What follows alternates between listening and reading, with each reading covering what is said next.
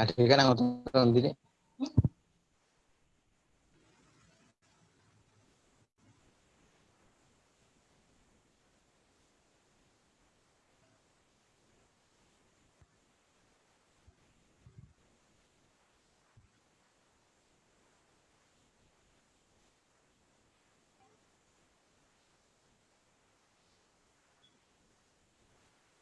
Baik, assalamualaikum warahmatullahi wabarakatuh. Alhamdulillahirobbilalamin. Wassalatu wassalamu ala asrofil anbiya'i wal mursalin wa ala alihi wa sahbihi ajmain.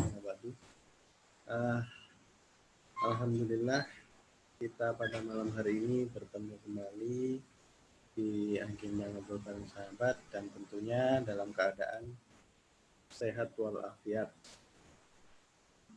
Dua kalinya salawat dan salam selalu kita sampaikan kepada junjungan kita Nabi Muhammad SAW yang insya Allah kita selalu menantikan syafaatnya di jalan kiamat. Suaranya dia pas suara.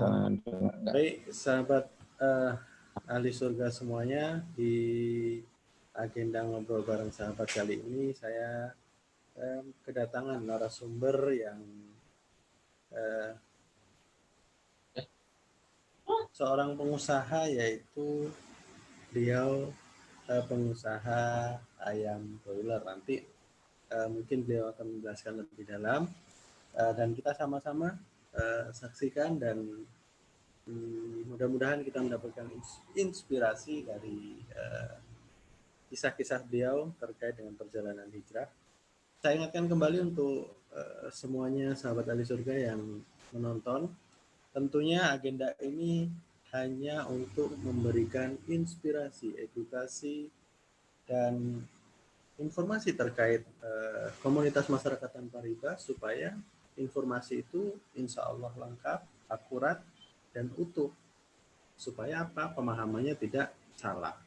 Ketika sudah salah, nanti takutnya menganggap masyarakat tanpa riba itu aliran-aliran yang sesat, padahal jauh dari kata itu. Baik, untuk mengawalinya, tak kenal maka tak sayang, maka saya akan meminta untuk Pak Budi untuk memperkenalkan diri terkait dengan nama beliau, nama istri, atau background usahanya. Waktu dan tempat, Pak, saya persilahkan. Bismillahirrahmanirrahim. Assalamualaikum warahmatullahi wabarakatuh. Innal hamdalillah nahmaduhu wa nastaghfiruh wa na'udzu billahi min syururi anfusina may yahdihillahu fala mudilla lahu wa may yudlilhu fala hadiyalah. Asyhadu an la ilaha illallah wa asyhadu anna Muhammadan abduhu wa rasuluh la nabiyya ba'da. Segala puji bagi Allah yang telah memberikan kita banyak sekali waktu, banyak sekali kesempatan, banyak sekali kenikmatan-kenikmatan yang tentu saja telah kita nikmati, tentu saja telah kita rasakan, baik itu nikmat sehat, nikmat iman, nikmat Islam yang kita dapatkan dari Allah Subhanahu wa taala. Shalawat dan salam semoga tercurah kepada junjungan kita Nabi besar Muhammad sallallahu alaihi wasallam. Insyaallah kita menjadi ahli surga bersama beliau. Saudara-saudara ahli surga yang dimuliakan Allah, insya Allah. Pertama saya akan mengenalkan diri saya, namanya Budi Haryono, kelahiran di Magelang, Jawa Tengah, tahun 67 saya lahir. Istri saya namanya Mestuti. Saya punya keluarga anak 4, yang laki 2, yang perempuan 2. Insya Allah ini saya katakan yang lagi 2, nanti ada kisahnya, masalahnya sangat menarik juga. Oh, gitu. Mudah-mudahan ada manfaatnya. Baik, ya. Pak Budi. Usaha saya, silakan. Baik, ya silakan usahanya. Usaha awal saya memang saya dari awal saya mulai ngerintis usaha langsung di ayam. Ya. Ayam potong. Walaupun awal-awal saya usaha memang kecil-kecilan, masih pakai sepeda zaman itu. 97 saya mulai ngerintis usaha ayam. Tapi saya dari dulu memang komitmen, alhamdulillah dari bujang, saya alhamdulillah sudah mulai mengenal Islam. Maksudnya mengenal Islam itu udah mulai ngaji. Jadi tahu betul mana yang haram. Ini baru awalnya ya, belum masalah ribanya deh. Ya. Saya tahu betul masalah haram dan halal dan haramnya. Jadi dalam berdagang pun saya selalu hati-hati. Makanya saya ketika dagang awal saya merintis dagang, yang saya utamakan, yang saya pegang teguh adalah kejujuran. Itu awal saya dagang. Jadi banyak orang mengenal saya, ya seperti inilah saya dari dulu. Ya, dulu saya terkenal memang namanya Pak Jenggot karena saya dari Bujan sudah jenggoten. Oh Jadi gitu, Pak Jenggot. siap. Baik, Pak, sebelum kita jauh, kita coba sapa dulu teman-teman kita yang sudah setia menyaksikan. Di sini ada Pak Prayit, kemudian Bu Mimin, Pak Sahril, ada Bu Elvi, kemudian Pak Sunarji, Bandar Lampung hadir, Asti Novika Sari juga hadir, eh, Pak siapa nih ya, Rajo Chat Breder, ini Pak Tarjo juga hadir, Bang Luan hadir, Bu Diah dan Pak Dedi dan Pak Supriyadi Nasution. Ini sudah setia ini pengen mendengar kisah-kisah inspiratif dari Pak Budi. Baik, Ya. Pak Budi. Ya. Dulu dikenal oleh Pak Jenggot ini ya. Dari dulu karena dari Bujang Jenggotan. Baik Pak, saya pengen dengar nih Pak kisah awal. Ini kan sangat menarik nih ketika seseorang melakukan usaha apa ya, berpegang teguh tentang halal dan haram kan gitu. Nah, saya pengen tahu nih akhirnya kok dari mengenal halal haram sampai kenal yang namanya riba. Nah, itu seperti apa Pak ininya perjalanan di bisnisnya? Baik. Saya tadi katakan dari awal ya, saya modal dagang memang jujur. Ya, memang jujur yang saya utamakan karena saya dulu nggak punya modal istilahnya. Nggak punya modal usaha, untuk usaha ini harus uang sekian saya nggak punya itu istilahnya. Saya punya modal jujur, ada titipan barang dari orang, saya belanjakan, saya kasihkan kepada orang yang memberi saya gitu. Itu sampai mulai merintis tadi ya, dari awal betul, dari nol betul ya saya ya. Akhirnya dari 97 saya mulai usaha dagang ayam. 2020 ya, 2000 berapa, 97 2010 ya. Berapa? 2020. 2010 berarti ya. Kalau 3 tahun berapa? 2010 ya. 2010. Ya. Itu saya udah mulai usaha ayam dan itu udah 3 tahun tuh saya udah melejit usahanya. Maksudnya melejit itu memang segalanya sudah bisa saya beli. Sudah saya beli itu sampai mobil sudah kebeli dalam jangka 3 tahun itu. Rumah saya sudah bikin rumah. Sekarang pun rumah ini dari dulu awalnya seperti ini dan sampai sekarang belum berubah sama sekali. Itu cuman modal kejujuran saya memang, betul. Tapi dari itulah akhirnya memang via ada yang peminjam itu mulailah nawarin gitu ya. Dari situ juga ada, saya belum tertarik. Awal mula saya masuk memang awal saya mau masuk mulai kena itu karena, mohon maaf ini, istri saya itu ikut arisan. Oh, awalnya Karena pintu apa? masuknya arisan ya. Kata istri itu untuk nanti kalau pas masuk kuliah sudah ada duit sekian ratus juta gitu. Ya, maksudnya dari arisan itu. Itulah mulai nantinya akhirnya mengenal dengan si abang. Kalau itu belum, sebelumnya belum. Jadi tahun berapa mengenal itu? 2005 ya.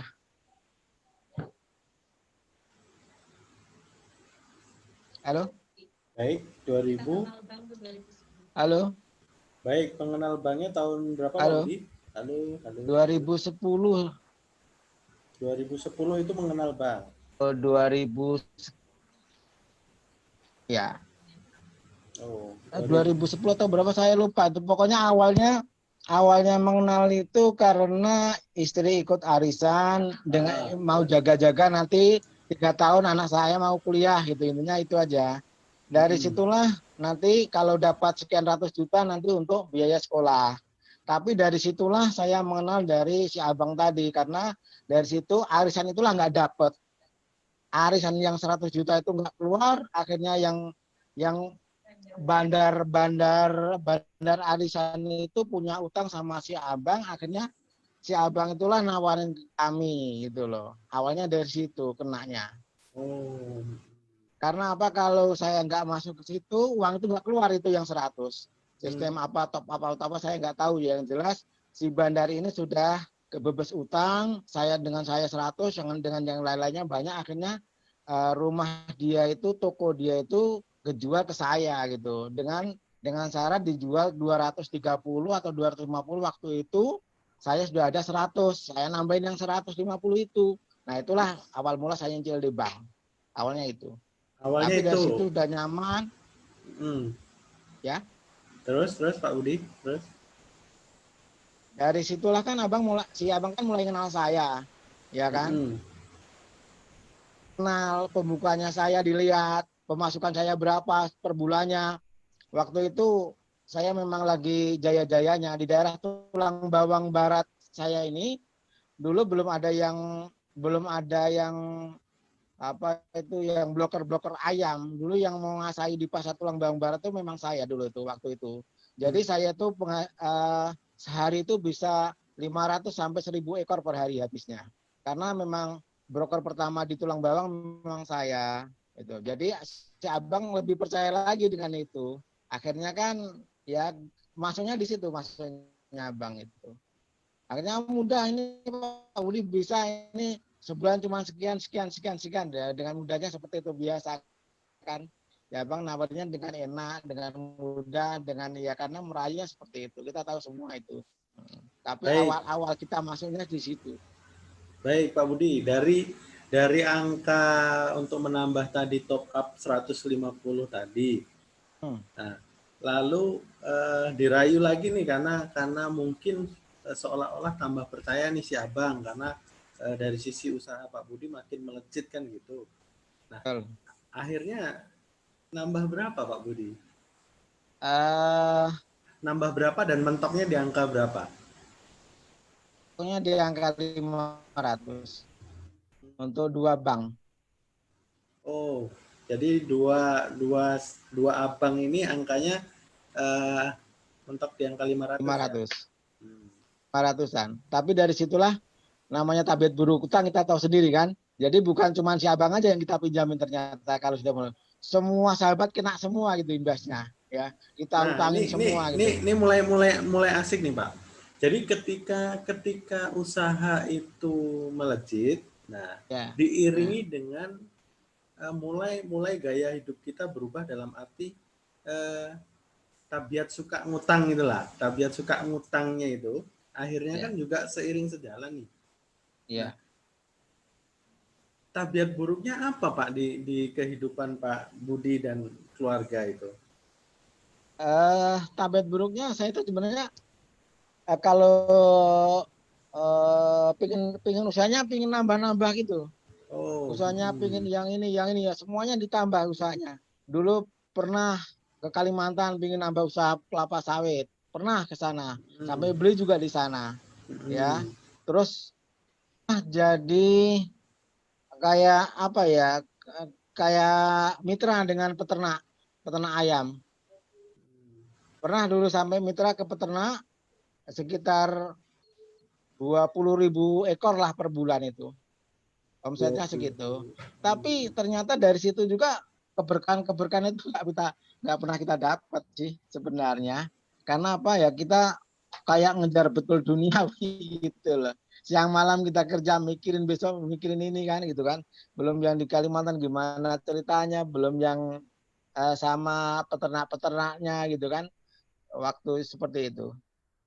Selain Sampai selain 20 ekor. selain selain antara tabiat buruk hutang terkait masalah nafsu yang makin besar terkait seolah-olah usaha mau dipegang semua, selain itu dampak di keluarga ada nggak atau ke anak atau di kesehatan hujan-hujan seperti itu ada nggak?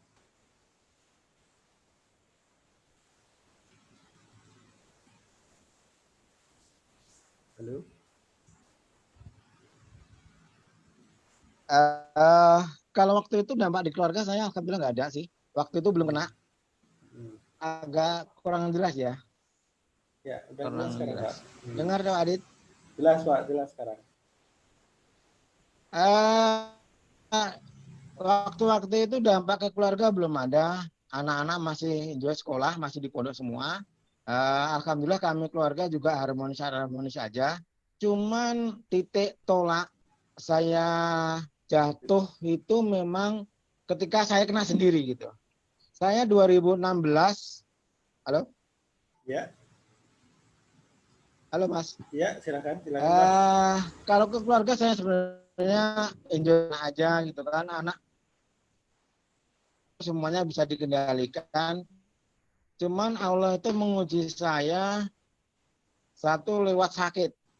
Nah, Saya sakit. 2016 September, Agustus,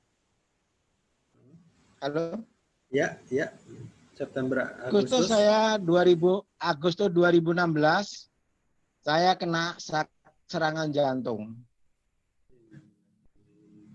2016 Agustus 2016 saya kena serangan jantung. Dari titik awal itulah saya mulai sadar bahwa mungkin inilah istilahnya teguran dari Ya. Allah lah. Dari situ sebenarnya dari situ usaha saya sudah mulai ini ya, sudah mulai agak nurun-nurun gitu ya. Omsetnya sebenarnya masih agak banyak, tapi dari Profit. bawah ini, dari pelanggan-pelanggan saya ini sudah mulai ada banyak-banyak komplain itu. Ada yang mulai meninggalkan 1, 2, 3 orang sudah mulai meninggalkan saya sebenarnya. Hmm. Sudah mulai terasa dari situ. Terus usaha-usaha yang selama ini saya rintis, seperti saya ada mitra kerja sama peternak-peternak itu ya, saya nyiapin Hmm. dosi, pakan segala macam, nanti saya yang manen. Itu juga nggak jalannya yaitu kendalanya banyak sih. Kalau di peternak itu ada harga murah gitu, seperti itu kan, ada kematian seperti itu. Terus di sawit juga, waktu itu sawit ternyata hancur juga harganya waktu itu. Rob. Akhirnya bisa kelelang lagi tuh. Padahal dulu kita maunya nambah usaha gitu. Itu dari utang bank Mas. Dari utang bank itu. Nggak kita pakai sebenarnya, uang itu nggak kita pakai. Uang itu Langsung. saya langsung kita usahakan untuk kita jalankan di usaha gitu. Nggak apa ya kita pakai. Nggak kita pakai. Baik. Di sini kayaknya ada yang nasibnya sama nih Pak. Dari Pak Sahril Nasution ngomongnya begini nih. Gimana? Ternyata modal kejujuran saja tidak cukup. Akhirnya kena juga dengan riba katanya. Ya. Bagaimana bisa sekarang berkomitmen untuk sungguh tidak bersentuhan lagi dengan riba? Bagaimana bisa menimbulkan keyakinan, keimanan yang benar dan dapat dari mana? Nah, nanti jawabnya nanti. Saya tertariknya di sini tadi ketika seorang yang terkena tabiat buruk utang tadi kan nafsunya makin besar untuk menguasai semua. Kalau bisa semua usaha ini bisa dilakukan semua. Seolah-olah untuk menjaga kehidupan kita nanti, syukur bisa kita wariskan ke anak cucu kita. Biasanya seperti itu Pak Budi. Saya dulu walaupun jiwanya masih muda juga kayak gitu Pak, bahasanya pengen usahanya banyak, nanti kalau ibaratnya mau bisa diturunkan atau diwariskan ke anak cucu, tapi kalau sumbernya salah kita menantang perang Allah ya sudah selesai kan gitu. Nah terus saya menarik tadi ada cerita terkait masalah anak. Nah tadi anak maksudnya 2 laki 2 perempuan tadi gimana Pak? Ada cerita menarik kan di anak? Oh, ceritanya gini. Pertama kali saya ikut di MTR ini, keluarga MTR ini, saya kan ikut di tahun 2019, 2018 di Horizon kalau nggak salah, tanggal 18-19 itu ya. Oh ikut Waktu itu, event namanya apa itu? MTR. Sukses mengembangkan harta tanpa riba. Di Lampung ya? Saya kena, sebenarnya di Lampung, di Hotel Horizon, Di Hotel Horizon 2018. Kalau nggak salah. 2018. Ya, Baik. September kalau nggak salah. Ya, ya. Nah, saya sebenarnya kenanya di sini. Saya kena di situ sampai saya nangisnya itu ini. Saya kan alhamdulillah depan saya kan ada musola. Nah, Baik. kecil-kecilan kan seminggu sekali kan kadang saya kan isi pengajian di situ. Ya ada bapak-bapak lah 2-3 orang kan biasa gitu kan sambil ngobrol kita masing-masing. Nah, pas di situ saya kenanya di SMA TR itu Coach Jula waktu itu ngomongin masalah orang kafir itu ya. Kita sering ngomongin orang kafir itu pasti masuk neraka. Ternyata kita yang selama ini ngomongin orang-orang dia kafir, orang kafir, ternyata kita malah lebih daripada itu. Oh, saya nangis betul itu. Ya, dari situlah apa bisa kita dijamin masuk surga gitu kan. Padahal kita itu lebih sudah tahu tapi kita tuh masih aja nekat gitu seperti itu. Dibilang seperti sama Coach Jula, saya disitulah kena betul sebenarnya. Nah, dari situlah aku terus berpikir sama itu, oh ini kok event bagus betul gitu kan. Event ini bagus betul. Kebetulan saya punya anak laki-laki yang sudah mulai dewasa dan sudah mulai menginjak tatanan baru kehidupan, seperti udah mau siap-siap berumah tangga gitu kan. Ya. Jadi ini harus ini anak ini harus tahu misalnya. Event seperti ini harus tahu. Jadi bisa membedakan mana yang halal, mana yang haram. Itu harus penting sekali. Saya dari situlah saya waktu itu belum keluar dari Horizon itu, saya sudah langsung nelpon anak saya dua-duanya yang kebetulan ada di Semarang. Dan kedua-duanya memang sudah mulai dewasa ya. Sekarang udah lulus semua di kuliah. Dua-duanya udah kuliah, satu sudah keluarga, satu baru selesai tahun kemarin. Dan dari situlah saya mau menerapkan fondasi dasar biar tahu apa sih itu sebenarnya riba. Dari situlah. Saya dari situ belum sampai pulang ke rumah, saya sudah nelpon anak-anak, kamu harus ngikut. Nah, kebetulan setelah Horizon itu diadakan, setelah itu ada di Semarang.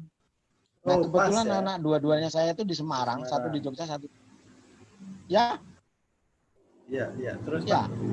Di Semarang itu selang berapa minggu itu ini anak-anak harus ikut biar tahu gitu. Biar tahu. Sebenarnya kalau dipikir masalah uang, saya waktu itu ada keringanan kalau nggak salah. Ya sebenarnya sudah mepet-mepet, ada yang satu itu belum ada uang, yang satu orang. Ternyata teman saya itu juga anak teman saya itu ngikut gitu loh di situ. Teman anak saya itu ngikut, mau ikut. Tapi kodratullah dengan kehendak Allah, yang satu itu membatalkan dan jadinya akhirnya dilemparkan ke adiknya itu. Jadi dua-duanya anak saya ikut, yang satu akhirnya alhamdulillah dapat gratisan seperti itu. Walaupun memang saya memang nggak ada uang sama sekali. Yang penting harus ikut dulu, saya bilang gitu. Karena ini tolak dasarnya, fondasi dasarnya di situ. Gitu. Oh baik, luar biasa Pak ya. Akhirnya berarti sekarang satu keluarga ini sudah satu frekuensi Pak ya. Dan ini saling mengingatkan, dan alhamdulillah malah anak yang nomor 2 ini kan sekarang ada di rumah karena pandemi ini kan. Alhamdulillah juga sering mengingatkan kita, kalau kita lupa atau apa ya semakin tahulah kayak gimana. Mengingatkan, gitu. Baik, itulah fungsinya kalau kita ini satu frekuensi Pak ya. Nah, setiap kali usaha dijaga. Oh iya, betul. Nah pertanyaan selanjutnya Pak, saya pengen tahu nih, biasanya kan kalau orang mengenal MTR bergabung dengan komunitas masyarakat tanpa riba, itu banyak tipe Pak. Tipenya karena pusing gimana caranya mendapatkan cara melunasi utang, itu dengan cara download atau bukan download, browsing di internet atau melihat YouTube, motivasi cara menyelesaikan utang, dan akhirnya ketemu yang namanya komunitas masyarakat tanpa riba. Nah, kalau Pak Budi sendiri seperti apa? Kok bisa kenal dan bertemu dengan yang namanya MTR? Oh gitu. Jadi saya ceritakan tadi ya, 2016 saya sudah kena serangan jantung. Dari situlah otomatis kan cara berpikir saya kan pendek. Masuk jalan berpikir saya pendek gini. Wah, ternyata orang sakit itu kayak deket dengan mati. Jadi usaha apa-apa yang telah kita usahakan selama ini, banting tulang siang malam, ya malam masih di jalan, di mobil, masih bawa air segala macam, kayak nggak ada artinya karena kita sudah mendekati mati. Itulah yang saya rasakan setelah saya sakit. Kalau belum sakit memang belum terasa sebenarnya, tapi kalau sudah sakit baru terasa. Jadi terasanya itu saya sakit, itu baru terasa, wah ini kalau seperti ini saya nggak bisa. Semuanya aset kalau bisa harus kita lelang nih karena untuk melunasi utang-utang saya. Dan itu kendalanya memang di situ saya masih ada utang di si abang tadi dua itu kan, dua tempat ya. Jadi memang motivasi betul, semangat betul mau jual apa yang ada di dalam diri saya karena sudah tahu kalau ini nggak akan bisa dibawa mati dan tanggungan saya masih jauh, masih berat kalau saya mati sekarang gitu kan. Utang saya masih banyak. Salah satu yang jelas harus cepat-cepat dijual. Ternyata dari 2017, 2016 sampai 17, 18 saya itu sudah mulai lelang-lelang tanah-tanah yang saya punya, aset yang saya punya belum juga laku. Belum juga ada penawaran dari orang. Nah, alhamdulillah 2018 tadi alhamdulillah saya ketemu dengan salah seorang di sini penggiat ya kebetulan bapaknya dulu dekat dengan saya, dekat betul dengan saya, akhirnya kan terus ngobrol-ngobrol, kebetulan saya juga kayak apa ya, belanja itu harus tempat dia gitu loh. Walaupun dia sekarang udah jauh, nggak di pasar lagi, dia agak jauh, agak ke sana, tetap saya cari gitu loh kan. Karena sudah saking dekatnya sama bapaknya gitu loh kan. Anaknya kebetulan dulu anaknya penggiat MTR. Jadi waktu saya belanja di sana saya udah ditawarin, Pak kalau mau ikut apa ini seminar gitu. Padahal kalau saya masalah seminar, masalah kayak apa-apa saya nggak seneng memang dari dulu. Pokoknya saya niatnya dagang saya dagang dan saya jujur gitu aja sudah seperti itu. Jadi kalau untuk sebenarnya saya nggak pernah mau ngikut gitu loh. Apalagi ini masalah ini paling cuma seperti ini seminar seperti itu. Akhirnya saya waktu itu ada TPW pertama kali di Tulang Bawang Barat di belakang rumah saya pun nggak ngikut. Di belakang rumah saya itu saya nggak ngikut. Di Albayan nggak salah itu saya nggak ngikut. Saya nggak ngikut. Yang ngikut malah istri saya. Saya tak kerja aja seperti itu kan. Tapi justru istri pulang dari TPW itulah cerita sama saya gitu kan, banyak hal gitu kan. Saya yang belum tertarik sebenarnya. Justru saya yang ikut di TPW itu malah saya di Kota Bumi sendirian. Istri juga nggak ikut. Nah dari situlah saya mengenal. Kalau boleh tahu Pak pegiatnya siapa Pak? Nama pegiatnya siapa kalau boleh tahu? Ya. Nama pegiatnya siapa yang mengenalkan? Siapa Pak? Pak Nafis. Mas Nafis. Masya Allah Pak Nafis, mudah-mudahan Ustaz Nafis urusannya segera diselesaikan Pak ya, kalau masih ada urusan, maksudnya masalah urusan terkait masalah si abang atau segala urusannya dipermudah, karena luar biasa akhirnya memperkenalkan Pak Budi di MTR kan gitu. Lalu nih ada pertanyaan dari Pak Dedi nih.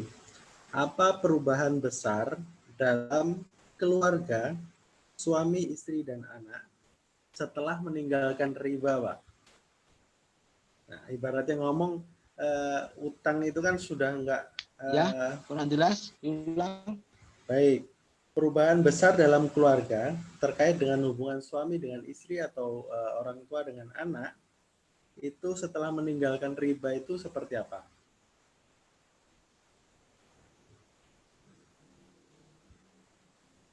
Baik, saya ulang. Tolong Mas, nggak seberapa jelas Mas. Saya ulangi. Halo?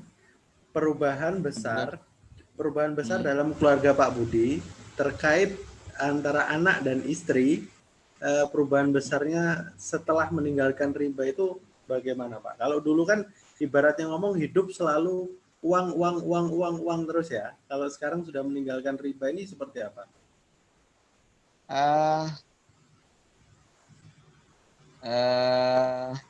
Saya kan tadi kan mulainya kan dari 2018 ya Mas ya.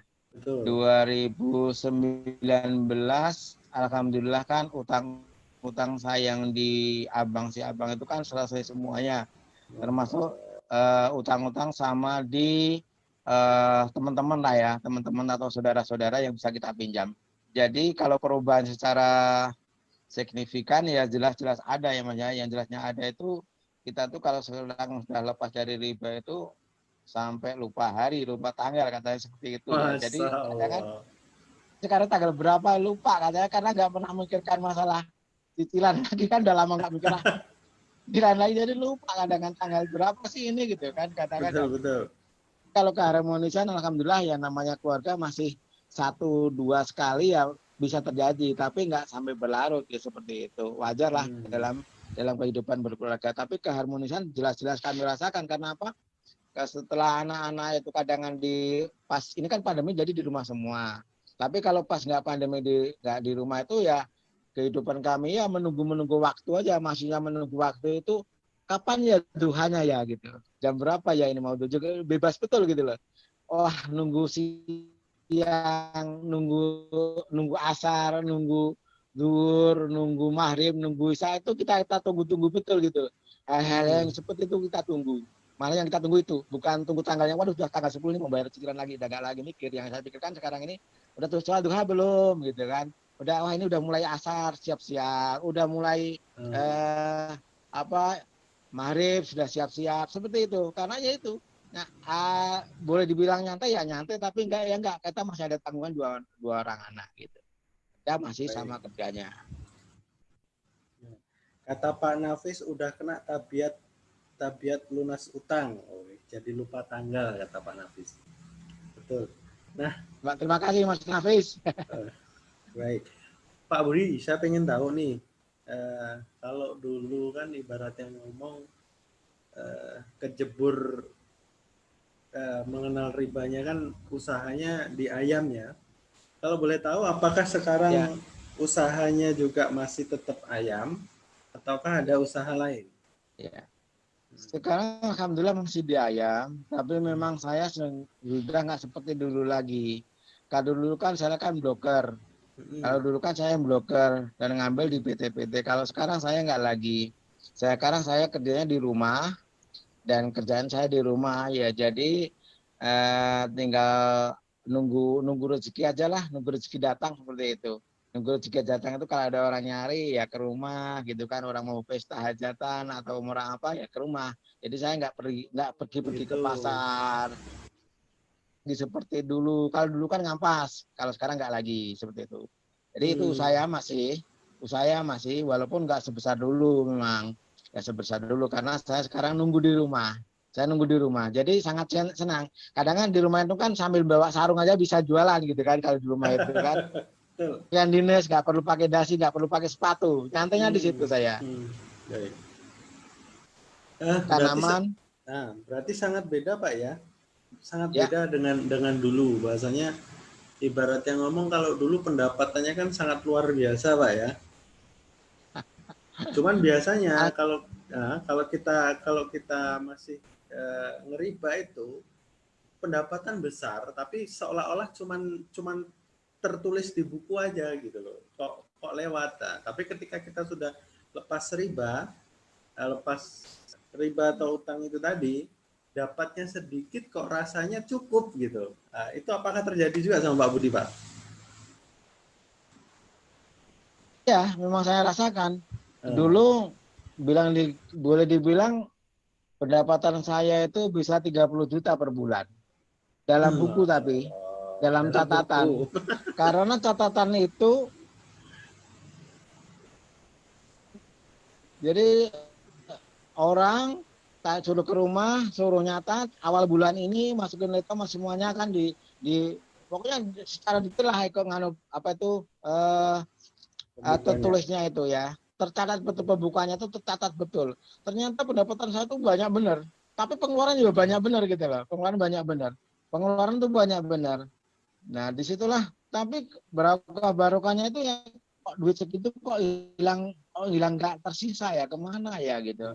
Padahal kalau di buku itu jelas-jelas tertulis 25 sampai 35 itu pasti per bulan itu.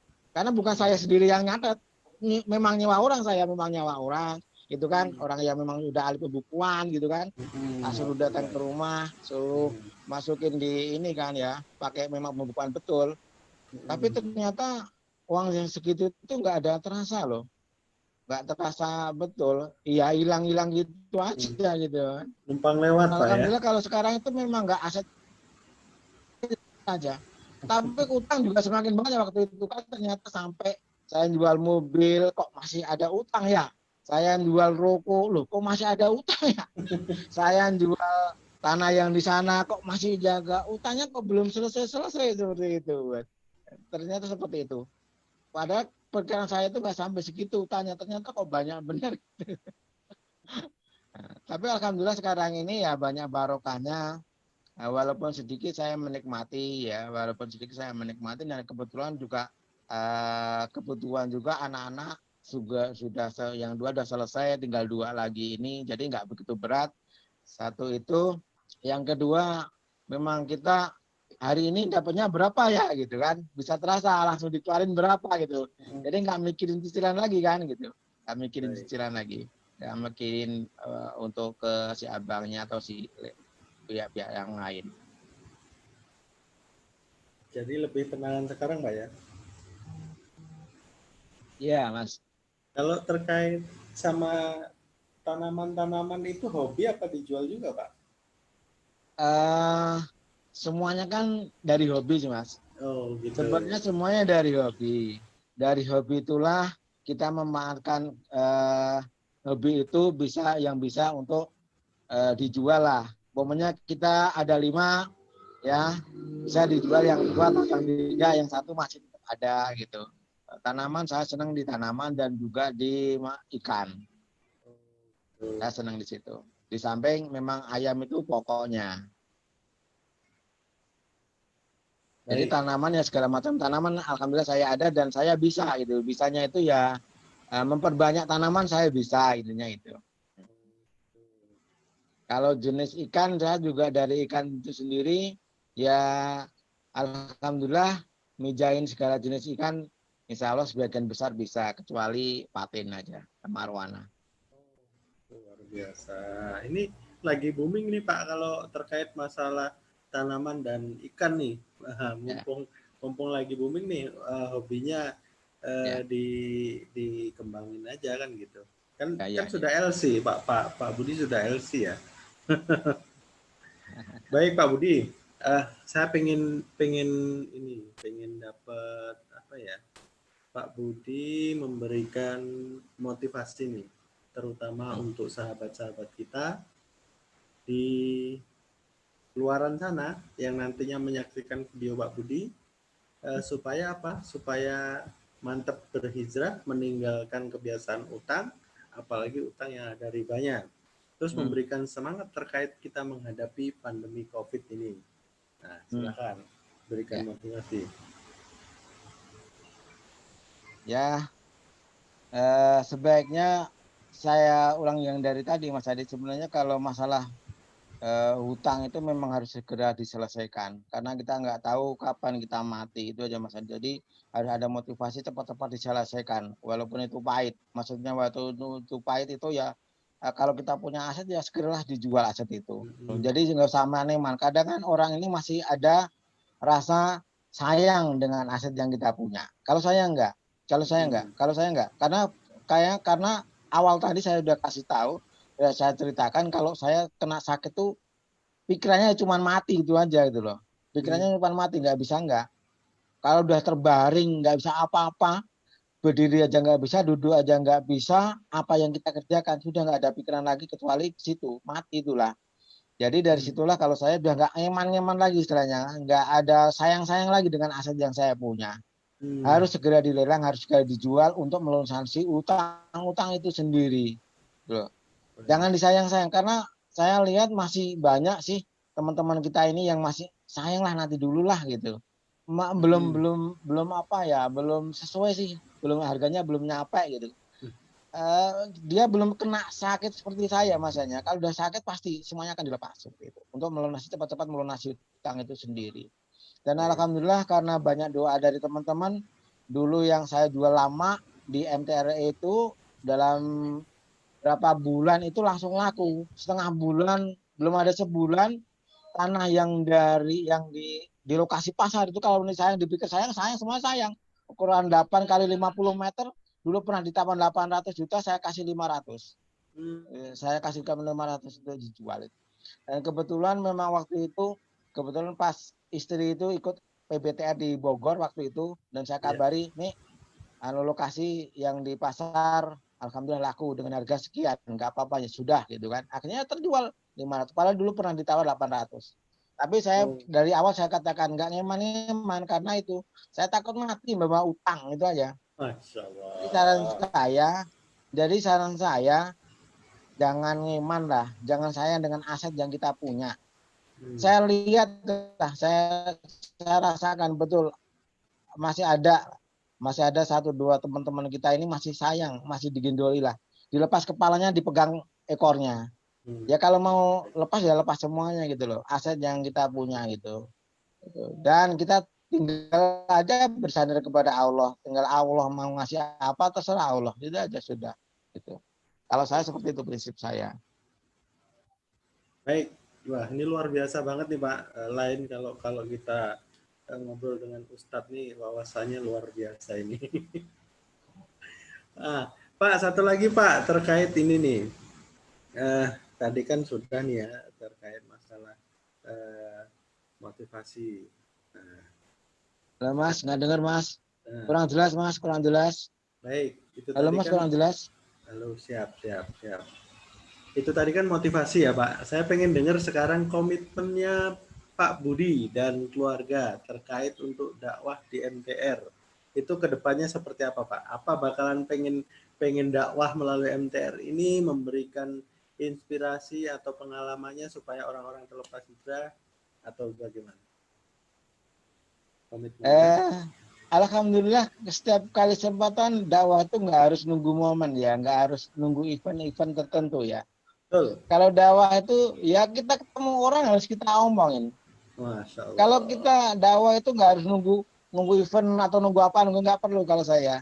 Setiap kali ketemu orang apapun itu ya pasti kita bicarakan masalah riba, masalah utang itu pas tabiat berutang mesti saya sampaikan.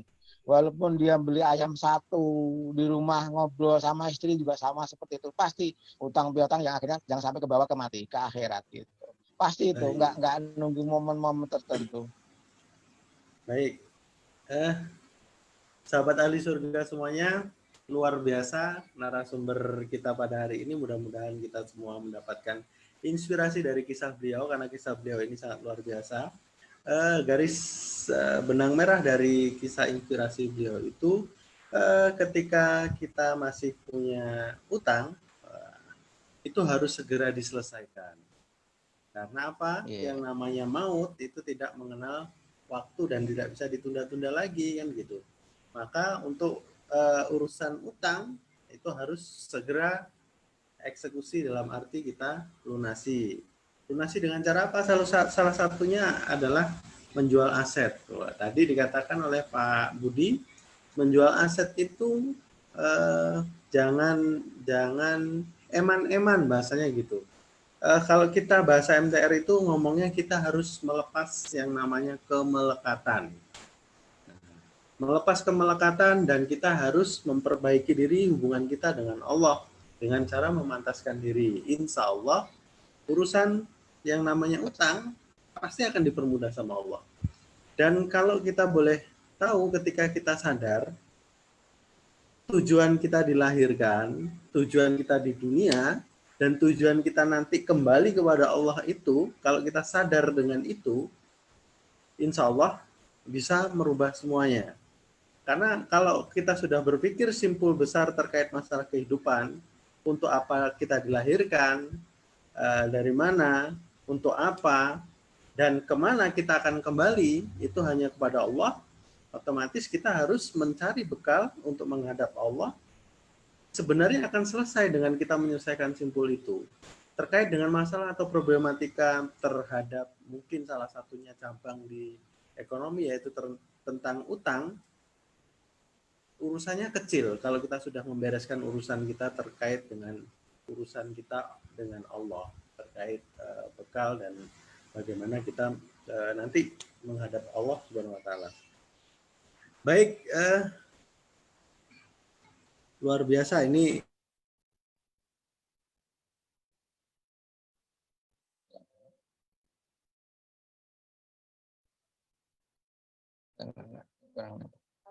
Nggak apa-apa.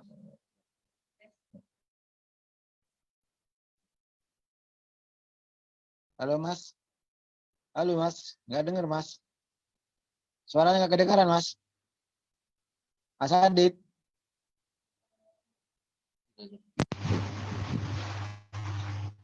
Mas Adit, suaranya nggak kedengeran.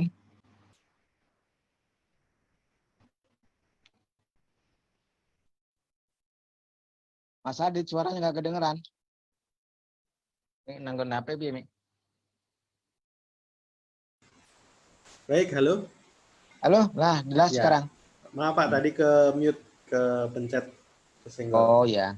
Nih ada yang terjewer Pak, apa ya, tersinggung. Singgungnya dalam arti positif ketika Pak Budi bilang bahasanya ada yang sahabat-sahabat yang masih menggandoli aset. Ah, Mudah-mudahan yang tersinggung tidak termasuk orangnya, dan mudah-mudahan kita semua orang yang senantiasa mengikhlaskan semuanya karena Allah. Nah, urusan aset, urusan ini semua itu milik Allah. Kita hanya dititipi. Begitu kan Pak Budi ya? betul. Nah, baik. Terima kasih Pak Budi sudah mau bergabung dengan kita di agenda ngobrol bareng sahabat. Ya. Nah, terima kasih untuk waktunya. Salam buat keluarga. Mudah-mudahan keluarga Pak Budi diberikan kemudahan terkait segala urusan di dunia, dan Amin. mudah-mudahan kita semua diberikan keistiqomahan dalam berdakwah, Pak. Amin. Oh iya, Amin. masih ada satu. Baik, apa Pak? Satu masih ada satu nih yang belum. Siap. Masih ada yang ketinggalan Silakan. satu. Silakan. Mas Adit tanya ya, sekarang usaha Pak Budi apa gitu ya? Kalau Ya. saya seperti gimana usahanya sekarang ya? Jadi tadi saya udah utarakan satu, ayam masih jalan walaupun kecil-kecilan ya. Kita ke pelanggan-pelanggan yang langsung ke konsumen. Yang kedua, saya bisa sedikit-sedikit di tanaman. Yang ketiga, saya bisa di ikan. Alhamdulillah ya, saya bisa ternak-ternak ikan. Dan yang ketiga nih, keempat nih, ada sambungan dari istri nih. Istri ini kan sekarang kan ada pandemi ini kan di rumah anak-anak. Jadi alhamdulillah, bukan memuji ya, tapi kata anak-anak ini sambelnya Umi ini enak betul katanya gitu. Jadi Oh, gimana gitu. kalau Umi ini jualan sambel gitu? Nah, jadi Oh, iya, Umi ada ini produk sekarang baru udah nih ya. bikin ya, produk baru seperti ini. Sambal Oh, Umi namanya. baik, luar biasa. Ini Ya, warga ini MTR. adalah alhamdulillah ini sudah launching ke Riau, Kepulauan Riau, Hmm. ke teman NTR juga di Bogor, sudah ke Depok, sudah ke Semarang. Ini alhamdulillah sudah kirim ke sana. Dan siapa tahu ada dari Alhamdulillahirobbilalamin. sahabat-sahabat MTR yang mau bisa memasarkan ini, bisa langsung ke kami. Ini Siap. alhamdulillah orang-orang yang sudah kami kirim sudah merasakan katanya enak. Kalau saya sendiri nggak merasakan karena saya nggak senang sambal. Oh, gitu. Saya nggak mau Ah, sambal mas saya. Saya belum baik, merasakan sambelnya enak baik. atau enggak saya nggak tahu. Mm. Baik, sahabat ahli surga semuanya, Pak Budi ini luar biasa. Terkait nanti sahabat ahli surga semuanya yang membutuhkan terkait masalah ayam, masalah pengen menghias rumahnya dengan tanaman, atau pengen beternak ikan, silakan hubungi Pak Budi. Dan yang terbaru, produk dari beliau ini sebagai warga MTR kita harus Umi. berbangga, yaitu sambal umi. Nah, terkait bagaimana caranya menjadi reseller untuk berjualan, silakan hubungi langsung Pak Budi. Baik, begitu Pak Budi ya. Siap, siap. Ya, Baik, makasih Mas Adit. terima kasih jazakallahu khairan Pak Budi. Baik, sahabat Al Surga, kita sudah sampai di penghujung acara. Mudah-mudahan kita semua mendapatkan inspirasi, dan jangan lupa, saya selalu minta maaf apabila ada kesalahan dalam membawakan agenda atau acara ini. Jangan lupa salam cash, Pak Budi, salam cash. Salam lunas, takbir, Allahu Akbar. Saya akhiri, Salam besar Assalamualaikum teman-teman. warahmatullahi wabarakatuh. Waalaikumsalam warahmatullahi wabarakatuh.